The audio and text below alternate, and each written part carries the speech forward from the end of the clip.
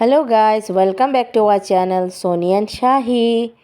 তো আজ তোমাদের জন্য একটা ছোট্ট রেসিপি নিয়ে এসেছি, চলো সাথে থাকো। তো প্রথমে চুলাতে আমি ডিম সিদ্ধ করার জন্য বসিয়ে দিয়েছি। বেশিক্ষণের ভিডিও না, খুব ছোট্ট ভিডিও বানিয়েছি। আর রেসিপিটাও খুব সিম্পল।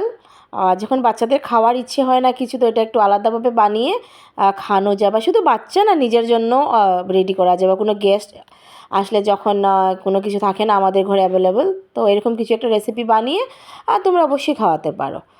তো চলো রেসিপির ব্যাপারে কথা বলতে। তো এখানে আমি পেঁয়াজ কেটে নিয়েছি ছোট ছোট করে, আর আরও ছোটো করে কাটলেও হবে, এতটুকু হলেও যথেষ্ট, তার থেকে বেশি ছোটো না করে কাটলেও হবে। আর ওই দিক দিয়ে আমার ডিমগুলো সেদ্ধ হচ্ছে। ডিমগুলো যতক্ষণে সিদ্ধ হচ্ছে ততক্ষণে আমি পেঁয়াজ ভাজা উপকরণ লাগে সবগুলো আমি রেডি করে দিচ্ছি। খুব সিম্পল উপকরণ, খুব বেশি কিছু লাগে না গাইস, একদম একদম সিম্পল রেসিপি, একদম সিম্পল। তো এখানে আমি দুটো পেঁয়াজ দিয়েছি, মানে বড় পেঁয়াজ দিয়েছি। তোমরা চাইলে 3-4টাও দিতে পারো, মানে কোয়ান্টিটি হিসাবে, মানে লোকজন যতজন থাকবে সেই হিসাবে মানে বানিয়ে নিতে। আমাদের ঘরে তো এমনিতেও লোক কম, তো আমাদের 3টা ডিমই যথেষ্ট, 1টা বা 2টো পেঁয়াজ হলেই হয়। আর এদিক দিয়ে আমি ছোট একটা তড়কা প্যানের মধ্যে আমি তেল দিয়ে দিয়েছি। আমি এখানে ইউজ করেছি পতঞ্জলির সয়াবিন অয়েল। আর তোমরা কিন্তু সরষের তেল ইউজ করলে ভালো হয়, আমার কাছে সরষের তেল ছিল না, তাই আমি এই তেলটা ইউজ করেছি। আর 2-4টা শুকনো লঙ্কা দিয়ে দিয়েছি, যেহেতু আমি বেশি ঝাল বানাই না, বাচ্চাদের খাওয়ার নিয়ে কথা। আর তাই আমি 3-4টা করেছি, কিন্তু এতটা আমি দেব না। আমি ওর জন্য প্রথমে আলাদা করে রেখে তারপর নিজের জন্য আমি বাকিগুলো অ্যাড করে দেব। তো এখানে কিছু স্বাদ মতো আমি নুন অ্যাড করে দিয়েছি। আর নুন অ্যাড করার পর একটু নিজে হাত দিয়ে মেখে পেঁয়াজগুলোকে, মানে একটু সফট হলে ভালো হয়, তাই আমি একটু মেখে নিচ্ছি।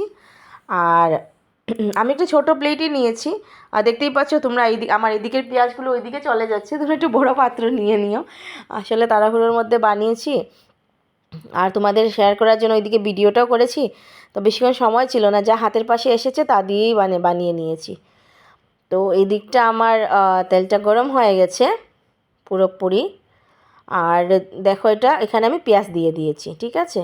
এখানে বেশি ভালো, তোমাদেরকে গাইস আবারও বলছি, বেশি ভালো সরষের তেল দিলে মানে ভালো একটা কি বলবো তোমাদেরকে, একটা গন্ধ আসে, খুব ভালো লাগে সরষের তেলের। ট্রাই করবে সরষের তেল দিয়ে বানাতে, আমি পারিনি তাই বানাইনি। আর এই দিক দিয়ে আমি ডিমগুলো সব খোসা ছাড়িয়ে নিয়েছি আগের থেকেই, তারপর ডিমগুলো সব আমি স্ম্যাশ করে দিচ্ছি। আর তোমরা চাইলে একদম স্ম্যাশ করতে পারো, বাট আমি পুরো স্ম্যাশ করিনি, এভাবে থাকলেই ভালো, মানে আমার ভালো লাগে, তো তার জন্য আমি এইভাবেই রেখেছি। আর তোমরা চাইলে এটাকে পুরো স্ম্যাশ করতে পারো, যার যেরকম ইচ্ছা। আর এদিকে পেঁয়াজগুলো ধীরে ধীরে মানে একদম নরম হয়ে যাচ্ছে, ফ্রাই হয়ে যাচ্ছে। এটা কিন্তু পুরো ফ্রাই করব না, পুরো ফ্রাই করলে অন্য একটা টেস্ট থাকে। এইভাবে মানে আর্ধটা ফ্রাই করে আর ডিমের সাথে এখানে মিশিয়ে নিয়েছি।